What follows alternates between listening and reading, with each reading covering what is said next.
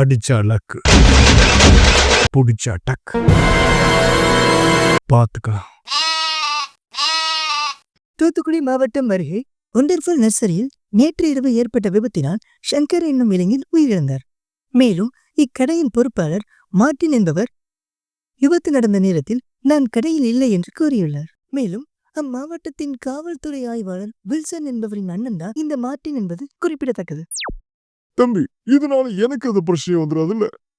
உங்களுக்கு என்ன பிரச்சனை வரப்போகுது? இது விபத்து தானே. போஸ்ட்மார்ட்டம் ரிப்போர்ட்லயும் இது விபத்துன்னு தான் இருக்கு. அவனோட வயிற்று நெஞ்சு பகுதியில் அதிகமா இருக்கிற காயம், அவன் கழுத்துல அதிகமா ஒரு ஏற்பட்ட பிரஷர். உங்க ஸ்டேட்மெண்ட்டும் அதானே? ஆமாண்டா தம்பி, நான் எவ்வளவு சொல்லியும் கேட்காம அந்த பூந்தொட்டி எடுக்க வேற சொல்லி வச்சிருது. அதை எடுக்கிறேன் ட்ரை பண்ணி கீழே விழுந்து அந்த பூந்தொட்டி ஃபுல்லா வயிற்று மேல விழுந்து, அது மட்டும் இல்லாம பக்கத்துல சாய்ச்சி வச்சிருந்த ஒரு இரும்பு ஏணி அவன் கழுத்துல விழுந்துச்சு. அவன் என்ன கூப்பிட எவ்வளவு ட்ரை பண்ணிருப்பான். அந்த நேரத்துல கடையில வேற இல்லடா. அவன் கடையில வேலைக்கு சேராம இருந்துக்கலாம். இப்போ அவன் உயிரே போயிருச்சு. பாவம், என்னால அவன் எவ்வளவு கஷ்டத்தை அனுபவிச்சிருப்பான். மாமா, நீங்க கவலைப்படாதீங்க. உங்க மேல எந்த தப்பும் இல்ல. இருந்தாலும் பொறுப்பு நான் தானமா ஏத்துக்கணும்.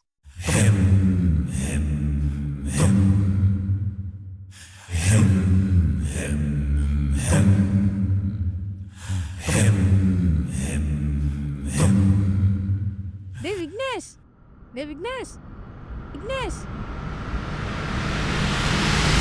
என்னவா? என்னாச்சு? டேய் இங்க பாருடா. அப்பா போட்டோக்கு நீ ஸ்டூல் மேல ஏறி புட்டு வைக்க கூடாதா? எப்பயும் நானே தான் வைக்கணுமா? ஹைட்டா படுத்தது ஒரு தப்பா? இதுக்கேமா அந்த கத்து கத்துற? டேய் இந்த செடியை பாருடா.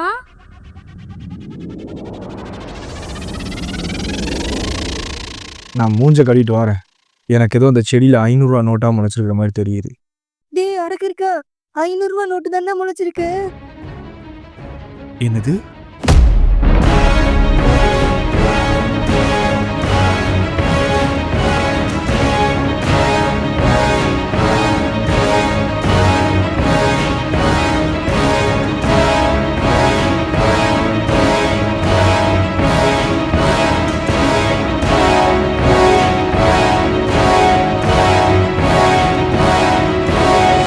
நேத்து நீ 90 இதை வாங்கிட்டு வரும்போது வெறும் 7 தாண்டா இருந்தது. ஆமாமா, இதுல வெறும் 7 தான் இருந்தது.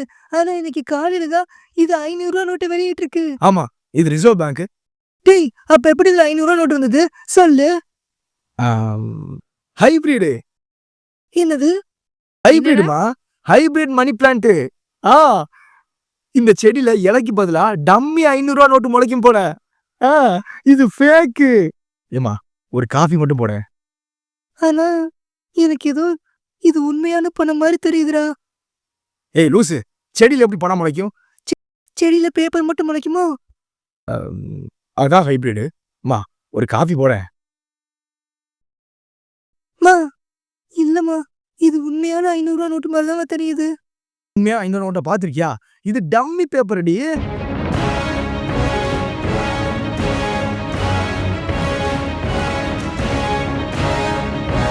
மா உன்ட்ட 500 ரூபா இருக்கா? இருக்குடா. போய் எடுத்துட்டு வா.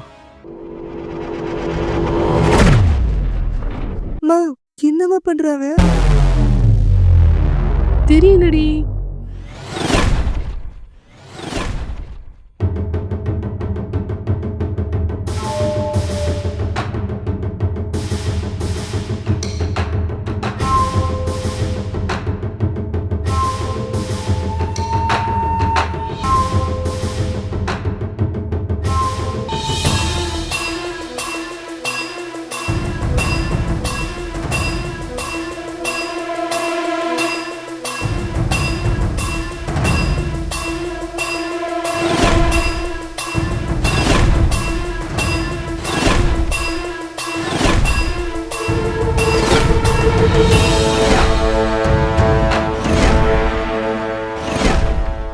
கவி, அங்க இருக்கிற மொத்த 500 ரூபா நோட்டையும் செக் பண்ணு.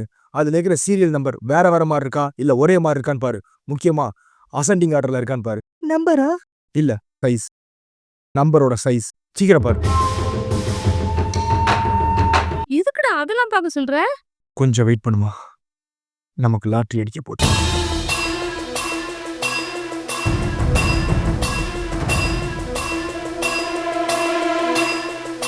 டேய் வேற வேற மாதிரி தான்டா இருக்குது. Size ascending order.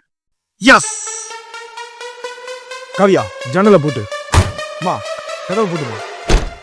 என் மணி பிளான்ட் இப்போ எங்க இருக்கு, அதை யார் வச்சுக்கிட்டு இருக்காங்கன்னு தெரியல.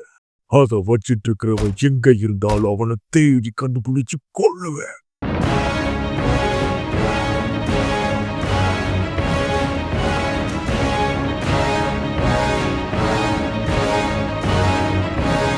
இங்க வாங்க. மா கவிதா, உங்க 2 பேர் கையில இருக்கிறதுல எது ஒரிஜினல் 500 ரூபா நோட்டுன்னு சொல்லுங்க. இதான்டா. இதானே விக்னேஷ்? இல்லம்மா, இல்ல. இந்த 2 நோட்டுமே ஒரிஜினல் 500 ரூபா நோட்டு தான். அப்படின்னா அதுக்கு என்னடா அர்த்தம்? நான் சொல்றேம்மா, அந்த செடியில இருக்கிற மொத்த 500 ரூபா நோட்டும் ஒரிஜினல் தாம்மா.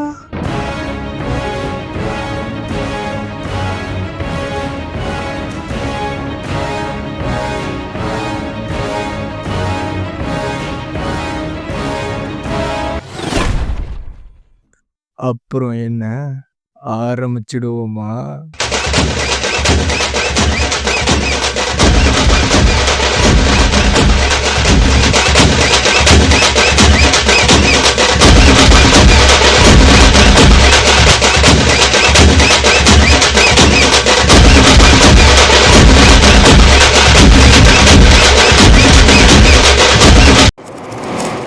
மா, இப்போ நம்ம இந்த ரிஸ்க் எடுத்தாகணும். பக்கத்து கடைக்கு போவோம், இந்த 500 ரூபாய்க்கு சில்லறை கேட்போம். கடைக்காரன் இந்த 500 ரூபாய்க்கு சில்லறை கொடுத்துட்டான்னா எந்த பிரச்சனையும் இல்லை. இதுல என்னடா ரிஸ்க் இருக்கு? ஏய் லூசு, அவன் பாட்டுக்கு இது கள்ள நோட்டு நினைச்சிட்டானா, எதுவும் பிரச்சனை பண்ணிட்டானா? இது பார்க்க ஒரிஜினல் 500 ரூபா நோட்டு மாதிரி தான் இருக்கு, ஆனா இது ஒரிஜினல் இல்ல. செக் பண்ணி தான் பார்க்கணும். அடிச்சா லக்கு, புடிச்சா டக். பார்த்துக்கலாம்.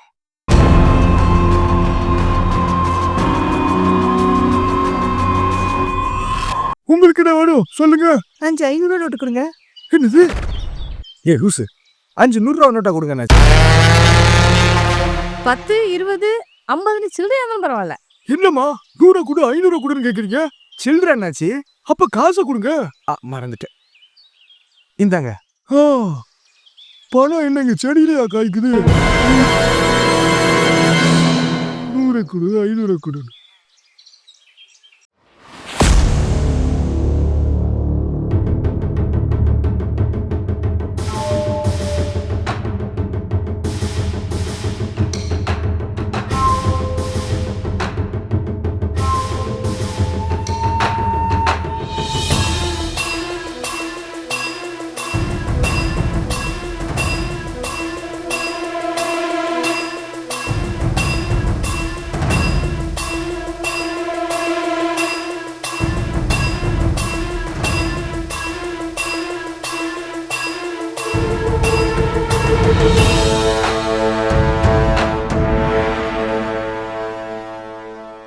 என்ன ஏமாத்த பாக்குறீங்களா? என்னாச்சு தாத்தா? ஐயோ தாத்தா கண்டுபிடிச்சிட்டாரு. என்னத்த கண்டுபிடிச்ச? இல்ல, ஏய், நாங்க ஏதோ ஏமாத்துறோம்னு சொன்னீங்கல்ல, அதை கண்டுபிடிச்சிட்டீங்கன்னு சொல்றேன். என்னத்தை ஏமாத்துறோம்? 2500 ரூபா நீங்க பாக்கி தர வேண்டியது இருக்கு. ஆனா 2 மாசமா அந்த கலப்புக்கு ஆளே காணும். இப்போ வந்து அந்த 500 ரூபாவை நான் விட்டுருவேனா? இதை நான் வர வச்சுப்பேன். மீதி 2000 ரூபாவை இன்னும் 1 வாரத்துல நீங்க தரணும். ஐயோ தாத்தா, இப்ப இந்த சில்லறை எங்களுக்கு ரொம்ப முக்கியம். கொடுங்க தாத்தா. ஆமா தாத்தா, இப்போ உங்க கையில தான் தாத்தா எங்க வாழ்க்கையே இருக்கு. சில்லறையை கொடுங்க தாத்தா. ஏய், என்ன பண்றீங்க? டேய், அவர் சில்லறை கொடுக்க மாட்டேன்னு சொல்றாரா? அப்ப அவருக்கு தெரிஞ்சிருச்சா?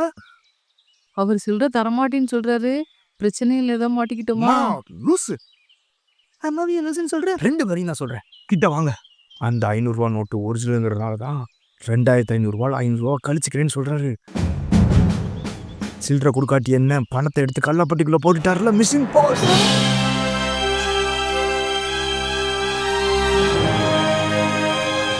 என்ன உங்களுக்குள்ளே பேசிட்டு இருக்கீங்க? அடுத்த வாரத்துக்குள்ளே எப்படி 2000 ரூபாய் கொடுக்கணும் தான் யோசிச்சுட்டு இருக்கோம் தாத்தா. அதெல்லாம் எனக்கு தெரியாது. அடுத்த வாரத்துக்குள்ள 2000 ரூபாய் வரலனா கடையில இருந்து ஒரு பொருள் தர மாட்டேன். கண்டிப்பா தாத்தா. அடுத்த வாரத்துக்குள்ள உங்க கடனை மட்டும் இல்ல, எங்க மொத்த கடனையும் நான் அடைக்க போறேன். ஏன்னா இப்போ ரிசர்வ் பேங்க் எங்க கையில தானே இருக்கு.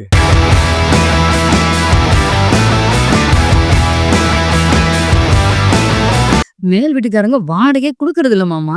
டேய் வாடா போய் பாத்துக்கலாம். இதுல 4 லட்சம் ரூபா இருக்குனே.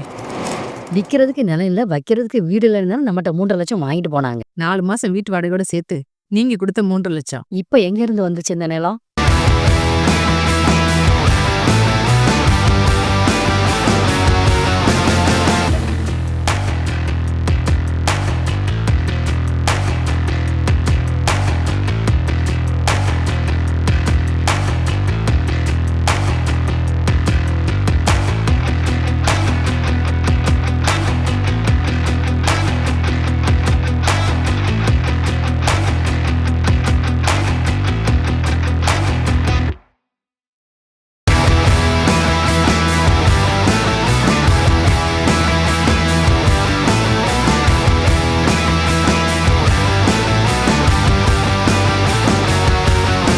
கவலைப்படாதீங்க, உங்க மேல எந்த தப்பும் இல்ல. இப்ப இந்த சில்லறை எங்களுக்கு ரொம்ப முக்கியம். கொடுங்க தாத்தா.